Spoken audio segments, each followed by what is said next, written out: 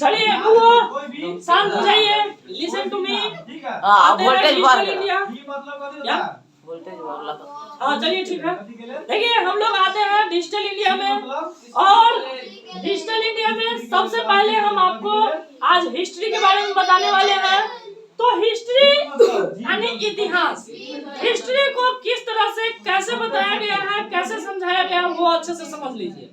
इतिहास जो होता है, हिस्ट्री जो होता है इतिहास, हिस्ट्री को हम इतिहास कहते हैं। इसका स्पेलिंग याद रखिएगा, क्योंकि मैट्रिक में या इंटर में आपको खास कर रिपोर्टर सब पहले आएगा तो सबसे पहले यही पूछेगा, जो बाहरी लोग हैं वो सबसे पहले आपके सब्जेक्ट क्या स्पेलिंग ही पूछता है। स्पेलिंग जिसको नहीं याद रहेगा उसको अंदर के बाद क्या खाक मालूम रहेगा। तो अंदर के बात से पहले आप लोग बाहरी बात सब पहले जान जाइए। अंदर का मतलब अंदर का बात यानी हिस्ट्री के अंदर के बात आगे यानी बुक के बाद में बात करेंगे। अभी आपको हम थोड़ा सा बाहरी दुनिया से हम जोड़ते हैं आपको, यानी बाहरी बात सब थोड़ा सा बता देते हैं इतिहास से, थोड़ा सा मतलब इतिहास के साइड शूट के बाद से, है ना। तो चलते हैं इतिहास के साइड शूट में। तो सबसे पहले इतिहास क्या है सो समझिए। इतिहास को हम दो पार्ट में बांट देते हैं। इतिहास को दो पार्ट में किस तरह से बांटते हैं सो देखिए। हिस्ट्री का हम बांटे हैं हाई और स्टोरी को अलग कर दिए, मतलब हाई प्लस स्टोरी कर दिए। इतिहास को हम क्या करते हैं, इति जोड़ के चिन्ह और हास को अलग कर दिए, यानी इति जोड़ हास मिलके क्या बन गया इतिहास। इति जोड़ हास बन के मिल गया इतिहास बन गया। अब हम आपको बताएंगे कि इतिहास यानी इति का मतलब क्या होता है। तो वो इति का मतलब होता है बीती। इति का मतलब बीती, इति का मतलब बीती, जी हाँ, इति का मतलब बीती। और हास का मतलब होता है कहानी। हास का मतलब होता है कहानी, यानी बीती कहानी। आप समझिए अच्छे से, क्वेश्चन अच्छे से समझना। अगर आपसे कोई आदमी पूछ दे कि इतिहास किसे कहते हैं, तो सबसे पहले यही से आप समझ जाइएगा, यानी बीती कहानी को लाया जाए या दोहराया जाए या बताया जाए या समझाया जाए या दिखाया जाए, है ना। बीती कहानी को दिखाया जाए, समझाया जाए, बताया जाए तो हम समझ जाएंगे वो इतिहास के बात कर रहा है। इतिहास के बाद तब समझेंगे, यानी बीती हुई कहानी को दोहराया जाए उसे इतिहास कहते हैं। यानी बीती हुई कहानी को दोहराया जाए माने फिर से बताया जाए। बीती माने जो बीत गया बात, आपको बताया ना कि दो महिला वाला जो बात होता है, बीतल बात के भाई में भाई झगड़ा लगा देता है। बीतल कहानी के कहेगा तोरा भाई के ना भेलो, तोरा भौजाई के ना भेलो, तोरा भाई के ना कर दियो, यानी भाई भौजाई के बात जोड़ जाड़ के कैसहू करके यानी झगड़ा लगा देता है। कौन? ये महिला सब। यानी बीतल बात के उधेड़ खुदेड़ के, है ना, झगड़ा लड़ाई क्या करेगा शुरू कर देगा किसी न किसी तरह से। तो वो होता है इतिहास, महिला का इतिहास। तो यहाँ पर ध्यान देंगे इतिहास किसे कहते हैं, तो बीती कहानी को दोहराया जाए उसे हम इतिहास कहेंगे।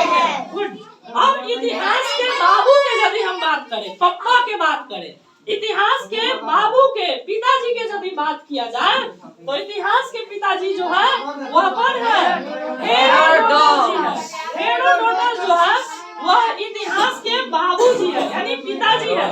या इतिहास के जन्म जो है, इतिहास के जन्म बोले या पिताजी बोले या बाबूजी बोले, याद रखिएगा, जन्म बोले या पिताजी बोले या बाबूजी बोले या फिर फादर बोले, है ना, फादर भी बोलेंगे तैयो क्या आ जाएगा हेरोडोटस। अब हम बात करते हैं इतिहास के प्रकार के या इतिहास के भेद पूछते हैं आपसे। हम अगर पूछ लेंगे कि इतिहास के भेद कितने हैं, इतिहास कितने प्रकार के होते हैं, या इतिहास के कितने यानी कितने भेद कितने बांटो, इतिहास के कितने भागों में बांटा गया, तो इतिहास के कितने भागों में बांटा गया, तो 3 भागों में। कितने भागों में? 3 भागों में। 3 भागों में। इतिहास के कितने भागों में बांटा गया? 3 भागों में। 3 भागों में। हमको भी याद रखना, वरदान हमको भी 3 को चाहिए। सब कहता हमरा 3 को वरदान दिया, एगो नारी, एगो गाड़ी, एगो नोट छापे के मशीन, नोट छापे के मशीन ना। तो याद रखिए इतिहास का जो प्रकार होता है वह इतिहास का प्रकार होता है 3। इतिहास का प्रकार होता है 3। और वो 3 कौन है? एक पहला इतिहास, पराक इतिहास, दूसरा है हमारा आध इतिहास और तीसरा है ऐतिहासिक। तीसरा जो है ऐतिहासिक किसको बोलते हैं? तीसरा को हम क्या बोलते हैं? ऐतिहासिक। पहला हमारा हो गया प्राक इतिहास, दूसरा आध इतिहास और तीसरा हो जाएगा ऐतिहासिक। अब हम समझेंगे प्राक इतिहास को प्राचीन इतिहास भी बोल सकते हैं, आध इतिहास को मध्य इतिहास भी बोल सकते हैं और आधुनिक इतिहास को हम यानी ऐतिहासिक को हम आधुनिक इतिहास भी बोल सकते हैं, ऐतिहासिक को हम आधुनिक इतिहास भी बोल सकते हैं। अब हम बात करते हैं आदि मानव की। आदि मानव की ओर थोड़ा सा आपको ले चलते हैं, ठीक है? जो आपको बता दें कि प्राग इतिहास में इन लोगों का अस्तित्व था, यानी अस्तित्व तो आज भी देखने को मिलता है कहीं कहीं, जैसे नागालैंड है ना, कुछ ऐसा जगह है जहाँ पर आपको आज भी यानी आदिवासी को देखने को आपको मिल सकता है। लेकिन आप देख नहीं सकते, क्यों? वहाँ पर जाइएगा तो जाते ही पहले आपको मर्डर कर देगा वो, समझ में आया? वह दूसरे प्रजाति के यानी दूसरे श्रेणी के लोगों को देखना ही नहीं चाहता, आज भी है, लेकिन वहाँ पर जाइएगा तो आपका मर्डर कर देगा। सरकार से आपको परमिट लेना पड़ेगा कि हम जा रहे हैं वहाँ, तभी आप वहाँ जा सकते हैं, अन्यथा नहीं जा सकते। तो चलिए हम चलते हैं आदिवासी की। आदिवासी जो होता है वह पहले बात करेंगे, वो रहता क्या है, खाता क्या है, इससे बात करेंगे। तो आदि मानव जो है या आदिवासी जो है, आदि मानव कहिए या आदिवासी कहिए, आदिवासी या आदि मानव। आदिवासी जो है वह रहते थे पेड़ पर। देखिए यही है पेड़ और इसी पेड़ पर हम आदि मानव का फोटो बनाए हैं। ये इस तरह से आदि मानव यानी दिन भर अपना खाया पिया और शाम होते ही क्या कर दिया, चढ़ गया कच्चा कैच लगा के, है ना, कच्चा कैच इस तरह से लगा के अब पेड़ पर चढ़ गया। अब पेड़ पर चढ़ तो गया और इसी पर इन लोगों का क्या होता है, रात का सोना इसी में है और रात में लोग नीचे नहीं उतरते हैं, है ना। अब नीचे नहीं उतरते, रात में लोग यही रहते हैं। आप मान लेते हैं गर्मी के मौसम में ऐसे रह सकते हैं, लेकिन ठंडी के मौसम में ऐसे रहेगा तो लोग का मतलब वो आदमी ऐसे ही मर जाएगा। इसीलिए गर्मी के मौसम में वो लोग गुफा में रहते हैं, ठंडी के मौसम में वो लोग कहाँ रहते हैं, गुफा में, और गर्मी के मौसम में वो लोग पेड़ पर। याद रखिएगा, गर्मी के मौसम में वो लोग पेड़ पर और ठंडी के मौसम में ज्यादा ठंड जब होता है तो ये लोग कहाँ घुस जाते हैं, गुफा में। अब ध्यान दीजिए, इतना बात समझ गए। इसमें एक बात और हम आपको बताने वाले हैं, आदि मानव के बारे में एक चीज और बताने वाले हैं कि आदमखोर क्या होता है। ये आपसे साइड से क्वेश्चन पूछे, आदमखोर क्या होता है, तो इधर यहाँ लिखे हुए जो आदमी को मार कर खा जाए, उसको आदमखोर कहते हैं। अब आदमखोर जानवर क्या है, तो आदमखोर जानवर जो है जो आदि मानव है, जो आदमी को मारकर खा जाए। समझ जाइए, आदमी को मारकर कौन सा खा सकता है, शेर, चीता, बाघ, तेंदुआ, जंगली कुत्ता, मगरमच्छ। याद रखिएगा, ये जानवर जो है यानी ये जंगली जानवर, ये कैसे जानवर है, जंगली जानवर। ये कैसे जानवर है, जंगली जानवर है। देखिए ये सभी है जंगली जानवर। और ये जंगली जानवर क्या होता है कि आदमखोर का होता है आदमी को मार कर खा जाना, आदमी को क्या करना, मतलब मार कर हलाल करके क्या करता है, खा जाता है, निगल जाता है, उड़ जाता है ना। तो वो सब कौन है, शेर, चीता, बाघ, तेंदुआ। क्या होता है, शेर, चीता और बाघ, तेंदुआ और इत्यादि। और भी जानवर हो सकते हैं, और भी जानवर हो सकते। इसमें एनाकोंडा का नाम आप सुने होइएगा, एनाकोंडा जो होता है वो सीधे निगल जाता है, वो खाता नहीं है, चिबाता नहीं है, बल्कि वो सीधे यानी कोई कोई भी जानवर को या कोई भी मनुष्य को या कोई भी मतलब अपने आहार को वह क्या करता है, सीधा निकल जाता है। निगल जाता है, वो चिबाता नहीं है। कौन?